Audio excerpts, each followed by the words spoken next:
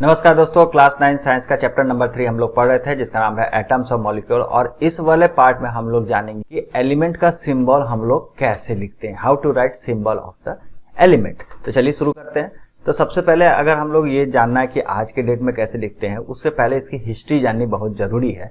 तो शुरुआत में जब देखा गया 18th सेंचुरी 19th सेंचुरी आते आते बहुत सारे एलिमेंट्स का डिस्कवरी हो चुका था। तो इनको डिफ्रेंशिएट करने के लिए, इनको पेपर में लिखने के लिए कि कैसे इनका केमिकल कॉम्बिनेशन हो रहा है या इनकी कैसे प्रॉपर्टी है या कितना वेट है, इसको अगर नॉर्मली एलिमेंट हम लोग देखेंगे तो उसको डिफ्रेंशिएट कर सकते हैं, कॉपर है, गोल्ड है, सिल्वर है, ये सब डिफ्रेंशिएट कर सकते हैं। लेकिन इनका पूरा डॉक्यूमेंटेशन करना है तो कैसे रिप्रेजेंट करेंगे। तो रिप्रेजेंटेशन करने के लिए बार बार अगर हम लोग गोल्ड गोल्ड गोल्ड लिखते रहेंगे तो वो ठीक नहीं लगेगा और बहुत लेंदी हो जाएगा, काफी इसमें प्रॉब्लम होगी। तो इसका एक सिंबल बनाने की कोशिश की गई। ठीक है, तो हर का अलग अलग सिंबल देना था। तो सबसे पहले डाल्टन्स भाई साहब ने, वही डाल्टन्स जो डाल्टन्स एटॉमिक थ्योरी ने दिया था, लॉ ऑफ केमिकल कॉम्बिनेशन वाले, तो उन्होंने ही सबसे पहले स्टार्ट किया कि केमिकल सिंबल देना स्टार्ट किया किसी भी एलिमेंट का। तो उस समय जितने डिस्कवर हुए थे उस हिसाब से उन्होंने अपना सिंबल है, जैसे हाइड्रोजन का कुछ ये सिंबल दिया, जैसे हाइड्रोजन का कुछ ये सिंबल दिया, उसके फास्फोरस का कुछ ये था, कॉपर का कुछ ये था, गोल्ड का ये था, इस तरह से अलग अलग का सिंबल उन्होंने दिया। ठीक है, लेकिन ये तो उनके द्वारा सिंबल दी गई। और ये कितना, जैसे कि 2 कार्बन को लिखना है तो 2 ऐसे ऐसे सर्किल बना देते थे, तो इसमें कितना नंबर्स है उसको भी रिप्रेजेंट करते थे डाल्टन। और इनका एक सिंबल था, तो ये पार्टिकुलर एक को तो रिप्रेजेंट कर रहा है, अगर 2 कार्बन का आइटम को कहीं रिप्रेजेंट करना है तो 2 सिंबल लिख दिए। इस तरह से काम चलाते थे। बाद में बर्जीलियस ने, एक दूसरे साइंटिस्ट थे, इन्होंने सजेस्ट किया था कि जो भी नाम है, जिस भी एलिमेंट का जो नाम है उसका फ्रंट 2 लेटर लिख दो तो भी काम हो जाएगा। तो भविष्य में जाके इसी को ही आगे बढ़ाया गया, बर्जीलियस की बात को। डाल्टन्स वाला जो 2 सिंबल वाला था उतना वो चला नहीं, बर्जीलियस वाला ही बात चली, क्योंकि एलिमेंट का जो भी नाम है उसका जो फर्स्ट 2 लेटर, 1 लेटर या 2 लेटर, उसके आगे का नाम लिख दो और उसको सिंबल बना के चलो। तो ये एक थ्योरी चली थी। आगे देखते हैं। तो हिस्ट्री और अगर हम लोग देखते हैं तो ये तो नेमिंग का सिंबल हो गया। अब कुछ नाम इन्होंने कैसे रखा एलिमेंट का, ये भी जानने का है। जैसे कि उस समय जो एलिमेंट जहां से डिस्कवर होती थी, ठीक है, तो कोई प्रॉपर कोई डॉक्यूमेंटेशन, मतलब कि कोई तरीका तो नहीं था कि कैसे रखा जाए। तो किसी, जैसे साइप्रस एक देश है, वहां से सबसे पहले कॉपर को डिस्कवर किया गया। ठीक है, तो साइप्रस के नाम पे ही क्यूप्रस नाम रख दिया गया। कॉपर का जो नाम आज नाम है, उसका जो रियल नेम है, ग्रीक लेटर का जो वर्ड है वो क्यूप्रस है। ठीक है, तो वहां से रख दिया। उसी तरह से अगर इंग्लिश वर्ड मीनिंग का अगर हम लोग बात करें तो गोल्ड जो शब्द है इसका मतलब होता है येलो कलर। तो गोल्ड येलो कलर का था, तो येलो ना बोल, मतलब कि गोल्ड नाम से बोला गया क्योंकि वो येलो कलर में आता है। तो इस तरह से नाम डिराइव्ड होते थे उस समय। ठीक है, अब मॉडर्न पीरियड की बात करें तो मॉडर्न पीरियड में आज के डेट में हम लोग कैसे किसी का भी नाम का नेमिंग, किसी भी एलिमेंट का नेमिंग कैसे करते हैं। तो एक इंटरनेशनल ऑर्गेनाइजेशन है जिसका नाम है IUPAC, international unit of pure and applied chemistry. Group of scientist यहाँ बैठते हैं, इनके द्वारा ही नाम और सिंबल अप्रूव्ड किए जाते हैं आज के डेट में किसी भी एलिमेंट का।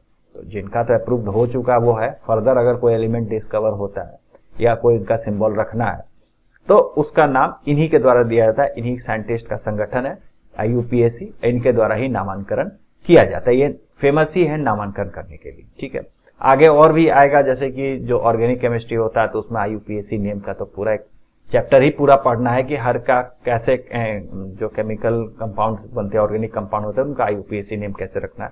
खैर, इसमें भी एलिमेंट का भी नाम इन्हीं के द्वारा, IUPAC जो संस्था है इनके द्वारा ही रखा जाता है। तो IUPAC के द्वारा क्या बताया गया कि जो बर्जीलियस वाला कंसेप्ट है उसको आगे बढ़ाया गया।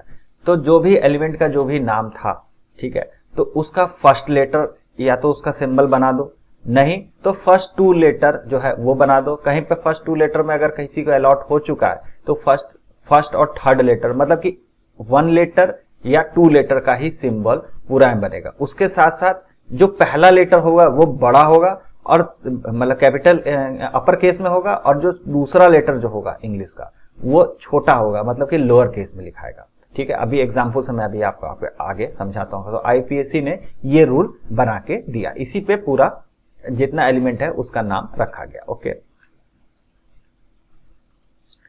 अब कुछ देख लेते हैं कि कैसे इनका नाम और सिंबल रखा गया। जैसे कि अगर हम लोग पहले बात करते हैं कार्बन का, ठीक है, तो कार्बन का ओनली C, ठीक है, यहाँ पे देख सकते हैं कार्बन का कैसे रखा गया, ओनली C। क्या रखना है, रूल क्या बोलता है कि पहले अगर हम फर्स्ट लेटर रख लो, ठीक है, बस अगर उससे काम हो जा रहा है तो ठीक है, अगर उससे काम नहीं बढ़ रहा तो दो लेटर ही रखना है, तीसरा लेटर पे नहीं जाना है। दूसरा लेटर छोटा होना चाहिए, वो उस एलिमेंट के नाम का सेकंड लेटर भी हो सकता है, थर्ड लेटर भी हो सकता है, जैसा वो सुविधा रहे, उनके द्वारा जो अप्रूव किया हुआ है, IUPAC के द्वारा अप्रूव किया हुआ है वो रखना है, ठीक है। तो उस तरह कार्बन में C रख दिए, क्लोरीन में क्या रखे, तो CH नहीं रखे, Cl रखे यहाँ पे, ठीक है। कोबाल्ट में क्या रखे, CO रखे, ठीक है।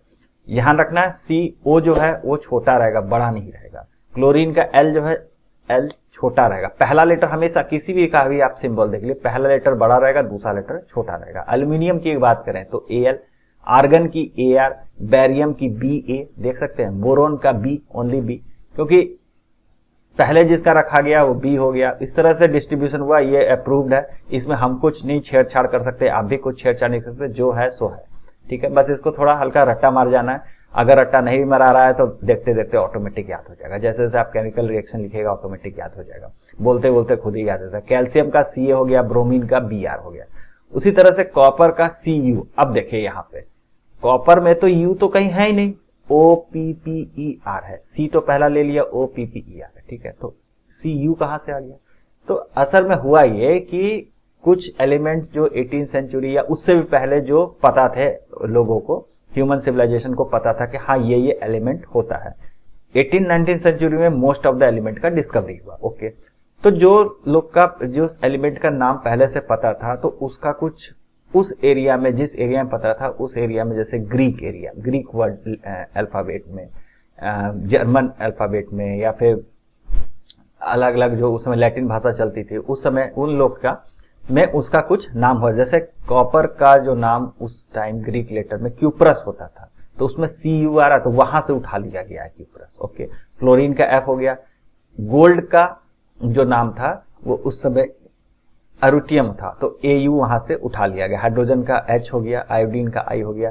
आयरन का अगर हम लोग देखते हैं तो Fe, आयरन का लैटिन में नाम फेरम था, ठीक है, तो फेरम नाम से Fe उठा लिया गया, ठीक है।